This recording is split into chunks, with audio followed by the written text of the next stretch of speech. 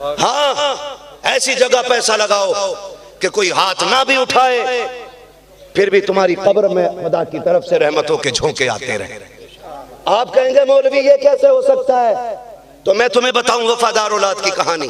बुरा ना मानना, तुम भी बेटे हो, मैं भी बेटा हूं। मैं बेटों को बुरा कहने नहीं बैठा, लेकिन रवैये गलत है, रवैये गलत हैं। चाहे मैं हूं या तुम हो, कोई भी हो, सुने बहुत गौर से।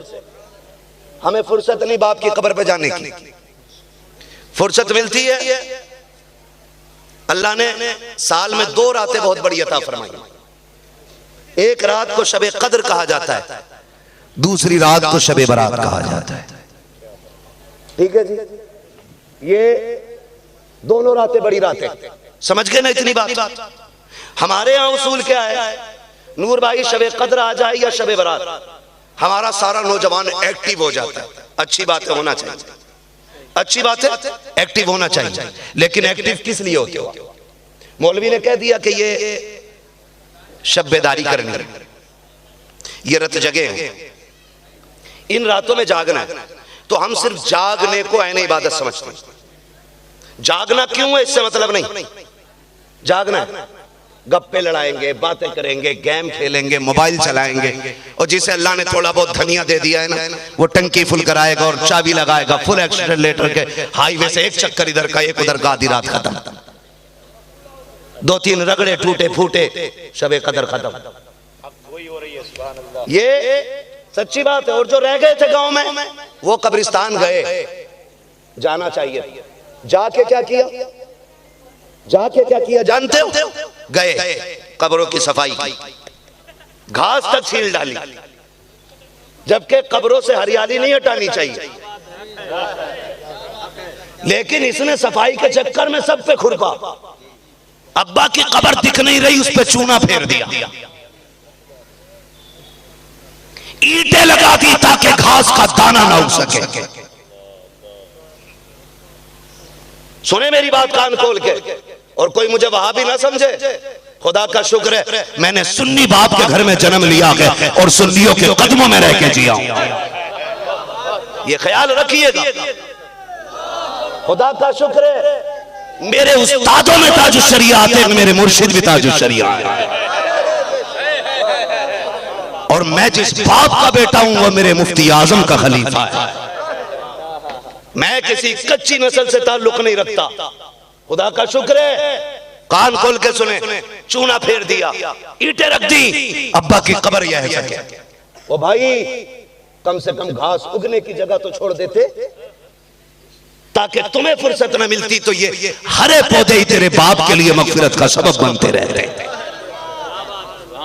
खुरपा चलाया, चूना फेरा, और कई कहते जनरेटर लगाओ चंदा करो, है नहीं? क्यों?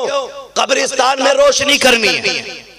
इतनी अगरबत्ती पूरे साल नहीं बिकती जितनी तनहा शबे कद्र में बिक जाती है। चाहे शबे कद्र हो या शबे बरात हो, ये करना क्या इन्हें? मुट्ठी भर अगरबत्ती ली और अब्बा के सीने पे ठोक दी। पूछो इन उलमा से, क्या शरीयत कब्र पे अगरबत्ती लगाने की इजाजत देती है? आग को कब्र से दूर रखो, और तुमने अब्बा के सीने पे ठोकी जाके, क्या फायदा? क्यों? अगर लगा ही रहे थे अल्लाह के बंदे, पहली बात तो दूर लगा, कब्र से हट के लगाओ, लगाने भी है। अगर लगा भी रहे हो तो, मैं कह रहा हूं लगा भी रहे हो तो कब्र से हट के लगाओ, पहली बात। दूसरी बात, रोशनी लगाई।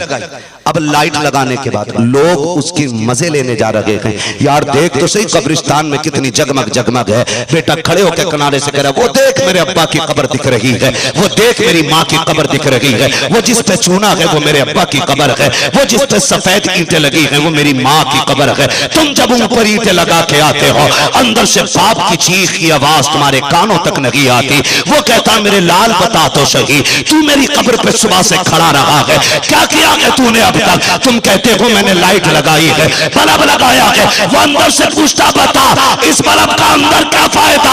ये उजाला तुझे दे रहा है, मुझे कोई फायदा नहीं। अगर मुझे उजाला देना था, ऊपर बल्ब लगाता ना लगाता, पागल खड़े होकर के सूरज पाता पढ़ के मेरी रूह को बख्श देता, ऊपर भले अंधेरा रहता, लेकिन कुरान की बरकत से मेरी कब्र में उजाला कर दिया जाता।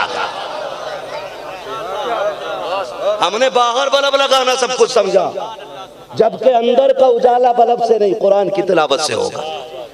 किस चीज से होगा? तो ये जाएंगे भी तो बाहर से बल्ब लगा के भाग आएंगे, या तो पढ़ेंगे नहीं या पढ़ना आता ही नहीं होगा कुरान शरीफ।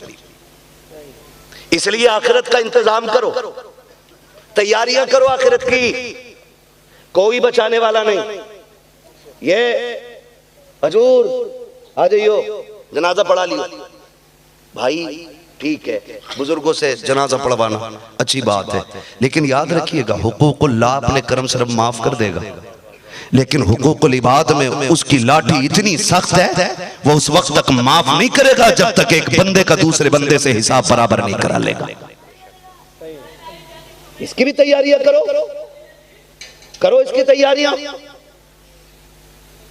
ओ भाई, बदले अपने रवैये और आखिरत की तैयारी करें। हम कुरान नहीं पढ़ पा रहे, हम बिजनेस में लगे, हमें जरूरतों ने घेर रखा है, तो क्यों ना हम कुरान वालों की खिदमत में लग जाएं। अगर हम खुद नहीं पढ़ रहे हैं, खुद पढ़ा भी नहीं पा रहे हैं, तो क्यों ना हम कुरान पाक की खिदमत में लग जाएं। कैसे? मौलाना बैठे, मुझे पता चला ना, एक तरफ तकलीफ भी हुई और एक तरफ खुशी भी हुई। पता चला कि ये इदारा किराए पे चला रहा है। खुशी इस बात को, मालिक तेरे दीन पे रहमतें बरसे, ये दीन कभी नीचा नहीं होगा, क्योंकि इस दीन को फैलाने के लिए ऐसी जुर्रत वाले लोग मौजूद हैं जो कर्ज पे लेके इमारत कुरान पढ़ा रहे हैं। और दुख इस बात का हुआ, मेरे घर का बल्ब फ्यूज हो जाए, 5 मिनट में मैं बुला करके बल्ब लगवा लेता हूँ। क्या किसी को हमें ये ख्याल नहीं आता हुजूर का घर है, कुरान की खिदमत हो रही है, वो भी किराए पे हो रही है। होना तो ये चाहिए था, हम भले एक वक्त का फाका करेंगे, लेकिन कुरान वालों के लिए जो उनके ऊपर का कर्ज है, वो अपने सर पे लेकर कुरान की तालीम को आसान करें। क्यों नहीं? मेरे भाइयों ने नारे लगाए, नारों का मुखालिफ नहीं, लेकिन याद रखिए खाली नारों से दीन आगे नहीं बढ़ेगा, खाली नारों से दीन आगे नहीं बढ़ेगा। किरदार दीन वाला होना चाहिए, किरदार दीन वाला होना चाहिए। मैं यहां नारा लगा रहा हूं और घर जाके मां को गाली बकी, मैं लब्बैक के नारे लगाऊं और ये हाथ बाप के मुंह पे उठाऊं, तो क्या लगता है ये लब्बैक में हाथ कबूल हो जाएगा? अगर ये एक बार माँ या बाप की तरफ उठ गया तो ये हाथ लाख बार भी लब्बैक में उठेगा। नबी ठुकरा देंगे, कहेंगे हाथ उठाओ ना उठाओ, मुझे तो वो हाथ पसंद है जो माँ की खिदमत में रहता हो, बाप की खिदमत में रहता हो। क्या बात, ये असल रवैया हमारे, खाली नारों से नहीं, किरदार से काम बने। मेरा नबी 12 रबीउन नूर को आया, कायनात मुस्कुराई। लोग ना पता नहीं क्या सोचते। एक बदबख्त को मैंने भौंकते सुना, वो कह रहा था माज़अल्लाह नबी की माँ जहन्नमिया है। मैं सोचने लगा यार, खुदा की कसम, जिन्हें हुजूर ने एक बार छू दिया उनकी नस्लें महकती रही। ये मेरे हुजूर की शान है। एक सहाबी के सर पे हाथ फेरा था बचपन में, पूरी जिंदगी बाल नहीं कटाए उन्होंने। लोगों ने कहा ये हद के बाहर जा रहे हैं, शरीयत की हद के बाहर जा रहे हैं, बाल कटा लेते। कहा नहीं। कहा क्यों? कहा इन बालों पे मेरे महबूब की उंगलियां लग गई थी। बड़े बड़े बाल कटाए नहीं क्यों? कहा कब्र में पहुंचूंगा, फरिश्तों को दिखा के कहूंगा ये देखो मेरे महबूब की उंगलियां लगी हुई हैं। जहां उंगली रख दी मेरे नबी ने वो जिस्म महक गया, जिसे पसीना दे दिया नस्लें महक गई। हाँ, वो मेरे इमाम ने कहा था वल्लाह जो मिल जाए मेरे गुल का पसीना, मांगे न कभी इत्र न फिर चाहे दुल्हन फूल, सरताबा कदम है तने सुल्ताने जमन फूल, लब फूल दहन फूल जकन फूल बदन फूल। ये मेरे हुजूर की जात है। तो वो बकवास कर रहा था, एक कुत्ता कह रहा था माज़अल्लाह नबी की माँ जहन्नमिया है। मैंने कहा कोड़ी कुत्ते, तुझे ऐसी खुजली हो कि तू रगड़ रगड़ के मरे। तू नहीं जानता मैं उस आमिना के मुकद्दर के बारे में कौन से जुमले लाऊं जिसने कभी खुद महबूब की जुल्फों में उंगली डाली होगी। जिसने कभी सीने से लगा के लाल कह के आवाज दिया होगा, जिसने कभी झोली में बैठा के झूले झुलाए होंगे, जिसने कभी कलेजा ठंडा करने के लिए सीने से लगाया होगा, जिसने थपकियां दे के महबूब को सुलाया होगा, उसके बारे में भोंकते हो। ओ यार बदलो रवैये अपने, खुदा की कसम गैर में इतनी जरूरत नहीं है जो जल से बंद करा ले। तकलीफ तो तब होती है, एक आशिक झंडा लेके चलता है, दूसरा टोपी लगा के शिर्क कह देता है मेरे इमाम ने क्या गलत कहा है, और तुम पर मेरे आका की इनायत न सकी। अरे नस्तियों कलमा पढ़ाने का भी एहसान गया, कम से कम कलमे का ही हक अदा कर देते।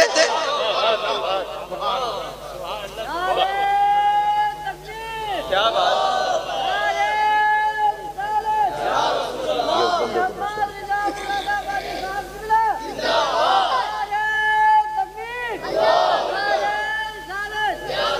सोचो तो सही, मैं तो कहता हूं और उस शख्स को हुजूर का मिलाद मनाना चाहिए जिसके घर में बेटियां मुस्कुरा रही हैं।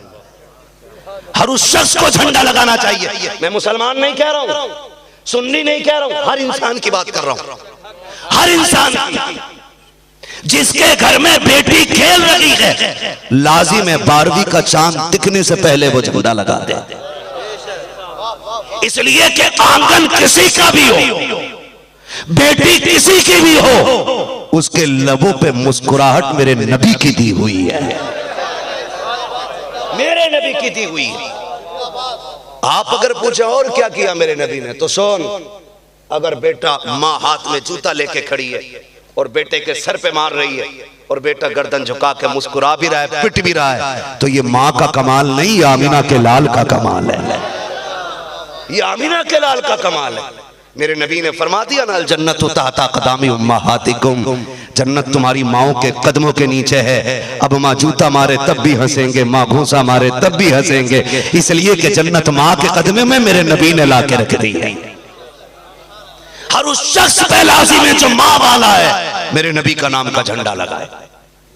और जिसके घर में बाप की हुक्मरानी चलती है ना, उस पर लाजिम है वो मेरे नबी का झंडा लगाए। इसलिए कि जब ये बाप बेचा जा रहा था ना, मेरे नबी ने ऐलान किया था, सुनो रब की रजा बाप की रजा में है, रब की रजा बाप की रजा में है। अगर तुम्हें यह देखना है तुम्हारा रब तुमसे राजी है कि नहीं, फरमाया फिर बाप का चेहरा देख लो, अगर बाप तुमसे राजी है तो समझ लो खुदाए पाक भी तुमसे राजी है। हुजूर आए, आने के बाद मेरे नबी ने पूरी कायनात को संवारा। 63 साल जिंदगी में ना कई सदियों का काम किया मेरे नबी ने। जो काम लाखों बरस में ना हुआ वो मेरे नबी ने 63 साल में करके दिखाया, और ऐसा किरदार पेश किया, खुदा की कसम तारीख में मिसाल नहीं मिलती है।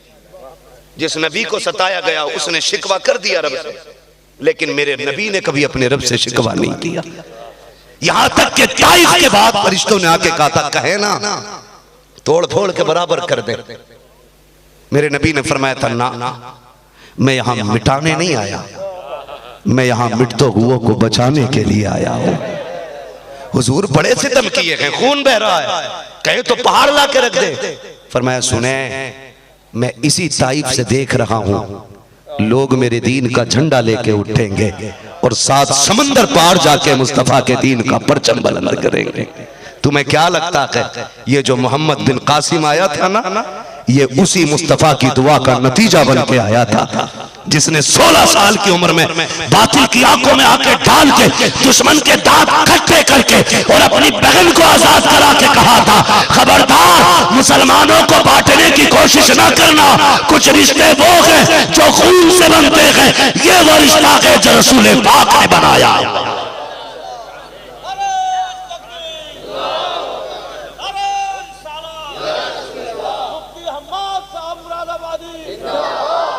आज कमी है ना हमारे पास, किरदार की कमी है, अखलाक की कमी है।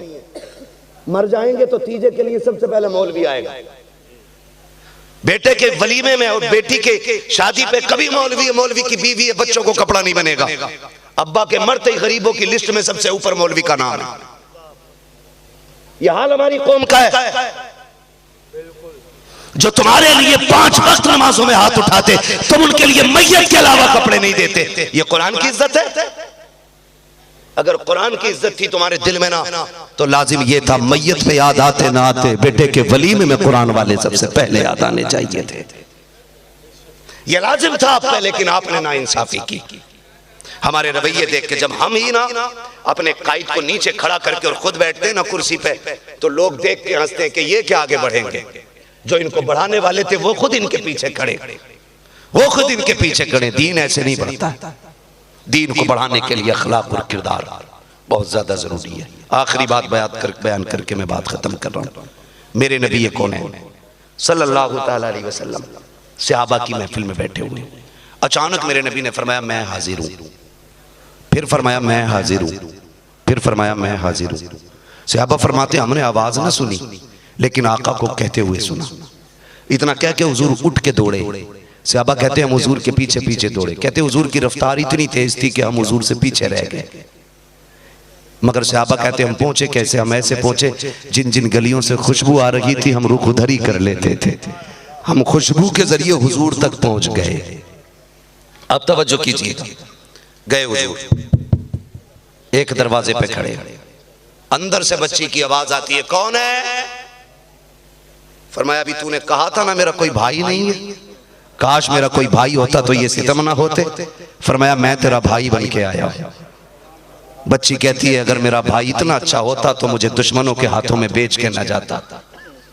फरमाया तूने फिर ये भी कहा था काश मेरा बाप आ जाता और मुझे ले जाता। फरमाया बेटी मैं तेरा बाप बन के आया। उसने कहा नहीं, अगर मेरा बाप इतना अच्छा होता तो मुझे 8 साल की उम्र में मक्के के बाजार में बेच के नहीं जाता। फिर उसने जब ये बात कही मेरा नबी कहता है सुन मैं तेरा हमदर्द बन के आया। उसने कहा मक्के में किसी को किसी के दर्द से मतलब ही नहीं, तू कौन हमदर्द है? फरमाया फिर दरवाजा खोल देख कौन आया। जब बच्ची ने दरवाजा खोला सामने मेरे मुस्तफा का चेहरा नजर आया। आका अंदर तशरीफ लेकर के गए। क्या बात है मेरी बच्ची? उसने चेहरा देखा, देखती रह गई। तवज्जो है ना? खत्म कर लूं भाई, जरा बोल दें या रसूल अल्लाह। हाँ मैं बात वैसे भी खत्म करने लगा हूं, 2-3 मिनट की मेरी बात नहीं रह गई है सारी। तवज्जो है सारे लोगों को?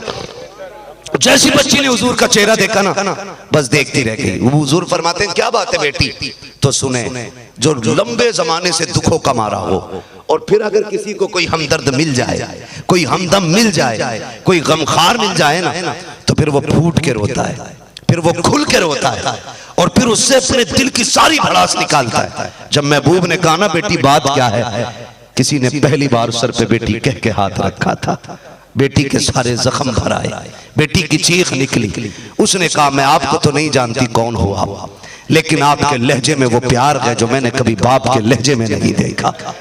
आपके हाथ में वो शफ़क़त है जो मैंने कभी अपनों में महसूस नहीं की। और लफ्ज़े बेटी ने मेरा दिल जीत लिया है, इसलिए मैं समझती हूँ कि आप मेरे सच्चे हमदर्द हैं। बच्ची कहना शुरू करती है जनाब आज मेरी 16-17 साल उम्र है, मैं 7-8 साल की थी, मेरा बाप मुझे मंडी में बेच के चला गया। जिस जगह पे आप देख रहे हैं मैं 8 साल से इस कमरे के अंदर कैद हूँ, सारा काम भी करना है और यहाँ पे रहना भी है। का इतनी दुखों की मारी हूँ, आज तक कोई मेरा हाल पूछने नहीं आया। मैं ये सोच सोच के रोती हूँ काश मेरे दुखों के बारे में मेरे बाप को पता चल जाता तो आज वो मुझे यहाँ न छोड़ता। बच्ची अपना हाल दिल बता रही है, तारीख गवाह है, मुअर्रिखीन लिखते हैं वो बच्ची इतनी नहीं रोई जितना मेरा नबी रो रहा है। आका करीम पूरा वक्त दे करके उसकी दास्तान सुनते हैं। आका कहते हैं बेटी चाहती क्या है? उसने कहा चाहती क्या हो कि मेरा होगा भी क्या, मेरे चाहने से भी क्या बनेगा? आका कहते हैं बताना तेरी ख्वाहिश क्या है? बच्ची ने कहा था काश कोई होता जो मुझे इसकी गुलामी से निकाल के एक आजाद जिंदगी दे देता। मेरे नबी ने इतना सुना, सहाबा तो खड़े थे। फरमाया सहाबा जी आका का इसका सारा सामान इकट्ठा किया जाए। सारा सामान इकट्ठा किया है। जब गठरी बन गई है बच्ची का हाथ मेरे नबी ने पकड़ा के कहा वहां लेके चल जिसने तुझे खरीदा था। बच्ची कहती है ठीक है। जब सारा सामान सहाबा ने गठरी में बांध के उठाया आया है। मेरे नबी कहते लाओ ये गठरी मुझे दे दो, आका इसमें वजन है, इसको हम लेके चलेंगे। तब मेरे नबी ने कहा था ये मेरी बेटी का बोझ है, मेरे कंधे पे दे दो, ताकि कल कोई बाप अपनी बेटी का बोझ उठाए तो वो गैरत ना करे, नबी की सुन्नत समझ के उसका बोझ उठा के लेके चला।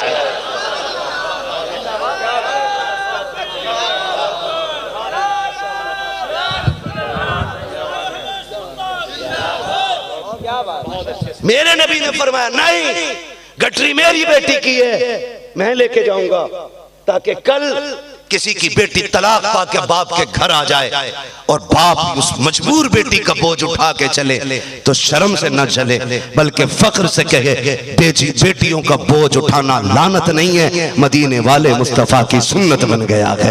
मेरे नबी गठरी लेके चले, कंधे पे गठरी, बच्ची का हाथ है, बेटी किधर मिलेगा, बच्ची इशारा करती जा रही है। बस्ती से बाहर निकल गए, आ गया जंगल में मकान बना गए, वो यहूदी अपनी छत पे बैठा हुआ है, मेरे नबी बच्ची का हाथ पकड़े हुए तशरीफ ला रहे हैं। खुदा की कसम मेरे नबी की शान एक ये भी निराली थी कि अगर लाखों चेहरे हों और कितनी भी दूरी पे मुस्तफा हो तो किसी का चेहरा साफ नजर आए ना आए, मेरे नबी का चेहरा साफ नजर आया करता था। जैसे देखा उसने 10 चेहरे हैं लेकिन एक चेहरा नुमाया नजर आ रहा है, उसने चेहरे को देखा, गौर किया, बच्ची को देखा, नीचे उतरा, घर में आके बैठ जाता है। मेरे नबी दरवाजे पे आए, आहट हुई, कौन आया है? आका फरमाते अना मुहम्मदुर रसूलुल्लाह, मैं मुहम्मदुर रसूलुल्लाह हूं।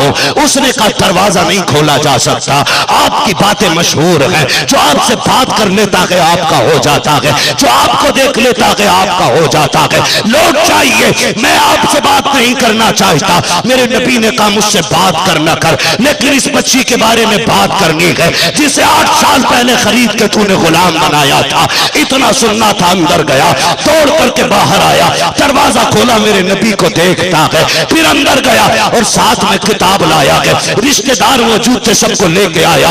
वो कहता सुनो तुम इनकी निशानी देखो, मैं किताब पढ़ रहा हूँ। उसने किताब के वर्क पलटे, कहता बताओ इनका चेहरा नूरानी है कि नहीं? का बेशक है। का इनका सीना कुशादा है कि नहीं? का बेशक है। इनकी दाढ़ी घड़ी है कि नहीं? का घनी है। बताओ इनका कद खूबसूरत है कि नहीं? सबने कहा हाँ। फिर वो खड़े होकर कहता है क्या तुम्हारे बाप का नाम अब्दुल्ला है? मेरे नबी कहते हैं जी। क्या तुम्हारी माँ का नाम अमीना है? मेरे नबी कहते हैं जी। क्या ये जो बच्ची है तुम इसे आजाद कराने आए हो? कहा जी। उसने किताब एक तरफ रखी, कदम पकड़े, कहा बच्ची बाद में लेके जाना, पहले कलमा पढ़ा के मुझे अपना गुलाम बना लीजिए।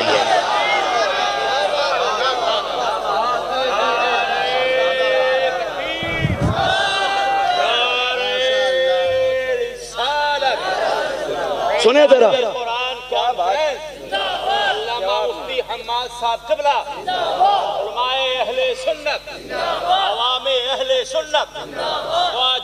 हिंदुस्तान, हिंदुस्तान का बाशऊर मुसलमान, नारे तकबीर।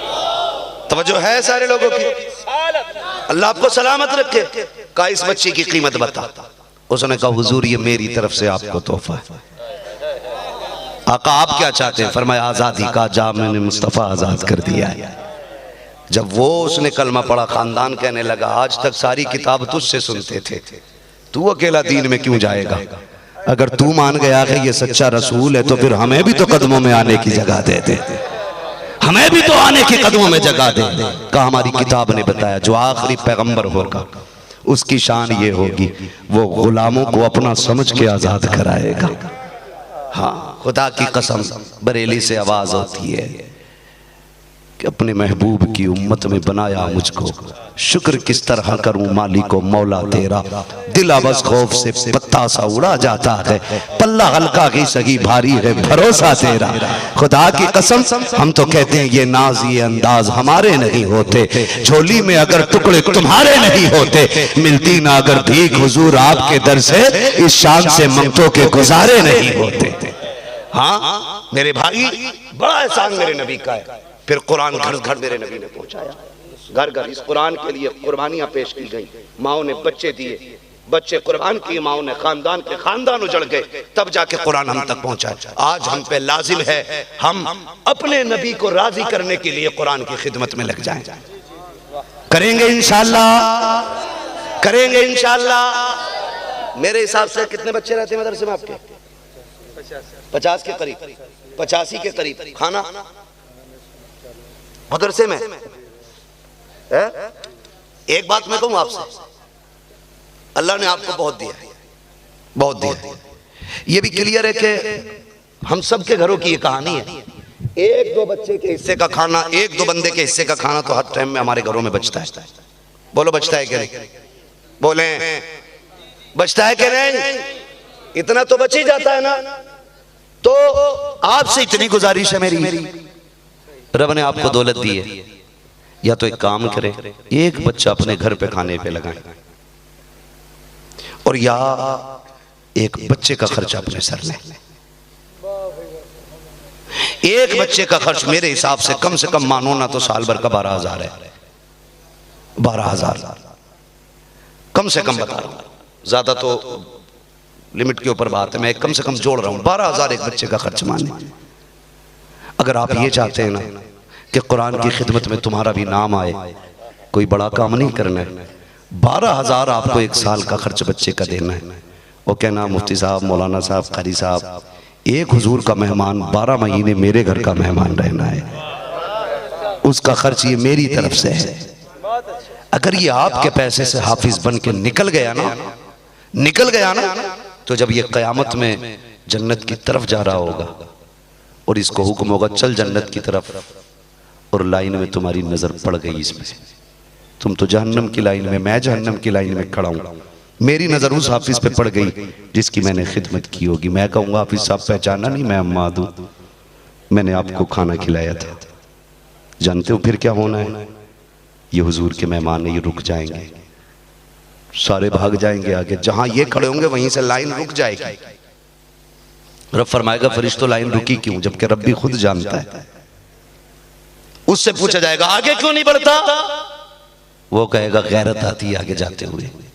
कहा क्यों? कहा मुझे जन्नत क्यों दी जा रही है? क्योंकि तू हाफिज कुरान है।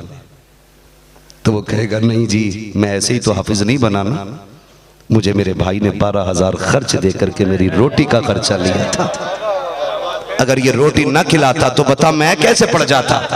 कहा चाहता क्या है? कहा आज अकेले नहीं जाना, ये जाएगा तो जाऊंगा, ये जाएगा तो जाऊंगा। फिर रब है हमारा करीब, इतना करीब, इतना करीब, खुदा की कसम वो आवाज देके कहेगा फरिश्तों इससे कह दो, ये जिसको कहता जाएगा आज मैं उसे जन्नत देता जाऊंगा, मैं उसे जन्नत देता जाऊंगा। कोई बड़ा काम नहीं है साल के 12,000, और एक मेहमान हुजूर का आपके घर रहेगा। याद रखिएगा कुछ काम ऐसे होते हैं जो दवाओं से नहीं चलते, दुआओं से चल जाया करते।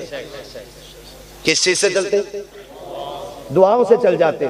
हमारे माशाल्लाह काफी पढ़े लिखे लोग, मुबारक भाई और इन जैसे कई सारे लोग माशाल्लाह बैठे, और यहाँ बैठ के इन्होंने बताया कि सारे ओहदेदारियां बाद की होती हैं, हुजूर की गुलामी पहले हुआ करती है ना, पहले हुजूर के गुलाम है। तो बड़ा अमीर बंदा अमेरिका गया और वहां जाके बिजनेस किया, उसने बड़ा पैसा कमाया। कुछ दिन बाद उसको बीमारी लग गई ना, चेकअप हुए तो डॉक्टर ने कहा, चेकअप किया तो बोले कैंसर हो गया।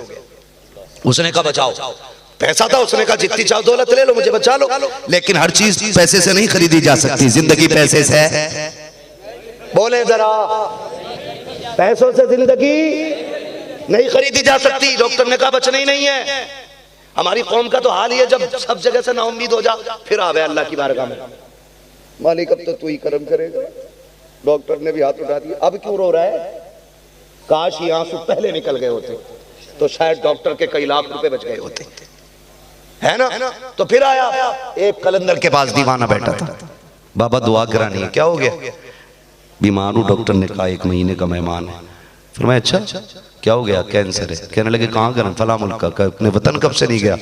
कि 30 साल हो गए। उसने कहा वतन जा और जाके अपनी कमाई की दौलत के दरवाजे खोल, रोज लंगर चला और अपने रिश्तेदारों अहबाबों को दोनों वक्त का खाना खिला। 3 महीने बाद आना, फिर बात करेंगे। उसने कहा जनाब डॉक्टर ने 1 महीने की गारंटी दी है। कहने लगे जा, मोहम्मद का गुलाम तुझे 3 महीने की गारंटी दे रहा है।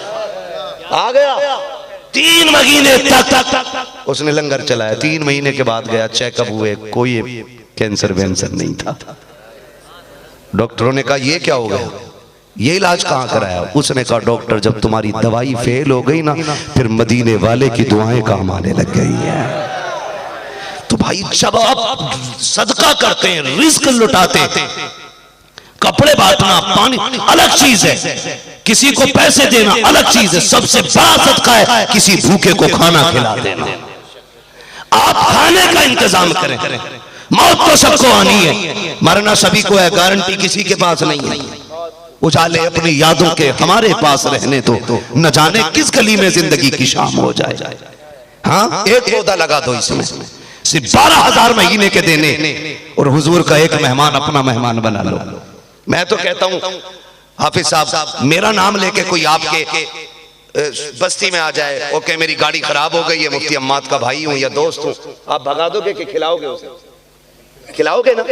और वो जाके कहे कि हम गए थे मिर्जापुर, हमें लोगों ने बहुत खिलाया पिलाया, आपका नाम ले दिया था, बड़ी इज्जतें मिली, तो मैं जब सुनूंगा तो आपको दुआ दूंगा कि बद्दुआ? मैं कहूंगा यार भला हो उन लोगों का कि उन्होंने मेरी मोहब्बत का हक अदा कर दिया। खुदा की कसम, जब रोज तेरे दस्तरखान से कुरान वाला खाना खा के उठेगा ना, और अल्हम्दुलिल्लाह कह के जाएगा, फरिश्ता जाके कहेगा या रसूल अल्लाह, एक बंदे ने आपके मेहमान को इज्जत से खाना खिलाया गया। खुदा की कसम, हुजूर ने अगर 365 दिन में एक बार कह दिया ना मालिक मैं इससे राजी हो गया हूँ, तो समझ लेना कोई कब्र पे अजान पढ़े ना पढ़े, फिर भी तेरे बेड़े पार होके दिखा दे। काम अच्छे करके चलो, काम अच्छे करके चलो, कुरान की खिदमत करके चलो, करेंगे इंशाअल्लाह। ये इदारा जो चल रहा है, अल्लाह करे मुझे फिर बुला नहीं दोबारा अगले साल, और मैं आऊं तो खुदा करे कि ये किराए की जमीन से उतर के अपने पैरों पे खड़ा हो जाए, और मैं आके देखूं कि इस बस्ती के मुसलमानों ने सिर्फ अपनी इमारत बनाई है या मदीने वाले का घर भी बनाया है। उम्मीद की जा सकती है इंशाअल्लाह। साथ देंगे कुरान का, सारे वादा करें इंशाअल्लाह। फरमाया गया लक़द कान लकुम फी रसूलिल्लाहि उस्वतुन हसना, मेरे महबूब की जिंदगी आपके लिए बेहतरीन नमूना है। हाँ, याद आ गई वो बात। ये रात में सरकार के साथ ही था जलसे में, और सरकार को यहाँ भी आना था, तो रात में सरकार से पूछा मैंने कि हजरत अभी चलेंगे कि कल चलेंगे? तो सरकार फरमाने लगे मौलाना मेरे कुछ जुमे के दिन के वज़ाइफ रहते, मैं वज़ाइफ छोड़ के नहीं जाऊंगा, मैं यहां से बिलग्राम शरीफ जाऊंगा और फिर वहां से इंशाअल्लाह मैं जुमे के बाद आ जाऊंगा। लेकिन मशीयत इलाही, मर्जी रब, हमारे और आपके चाहने से सब कुछ नहीं होता है, होता वही है जो रब चाहता है। 4 बजे जब मैंने फोन पे बात की तो हजरत आने की कंडीशन में नहीं थे। दुआ करें अल्लाह ताला हमारे हजरत की उम्र में बेपनाह बरकतें अता फरमाए। हजरत की तबीयत अलील हो गई, जिसकी वजह से सरकार नहीं आ सकी, वरना सरकार का पूरा इरादा था। और मेरी रात भी बात हुई थी हजरत से, हम एक साथ ही जलसे में थे। वो कहने लगे मौलाना बारिश नहीं हुई तो फिर तो हम हर हाल में बगैर आपके फोन के भी आ जाएंगे। हाँ, लेकिन तबीयत इतनी अलील हो गई है कि बस दुआ करें अल्लाह ताला हजरत की उम्र में बरकतें अता फरमाए।